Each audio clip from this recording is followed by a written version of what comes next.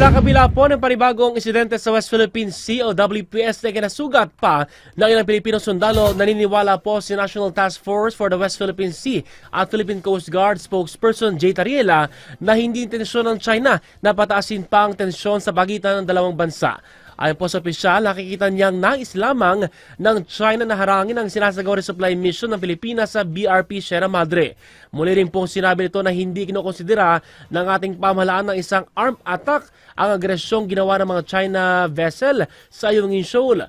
Sa kabila po niyan, muling nanindigan si Tariela na sa Pilipinas ang Ayungin Shoal at tila nagbubulag-bulagan umano ang China sa pag-aangkin na nasabing teritoryo. Magugunitang muli nagkaroon ng konfrontasyon na humantong pa sa pagbabangga at paninigaw ng mga Chinese Coast Guard sa mga sundalong Pilipinong nagsasagawa ng resupply mission sa BRP Sierra Madre nitong nakaraang linggo. I-like, follow at share ang Newslight Facebook page at YouTube channel. Huwag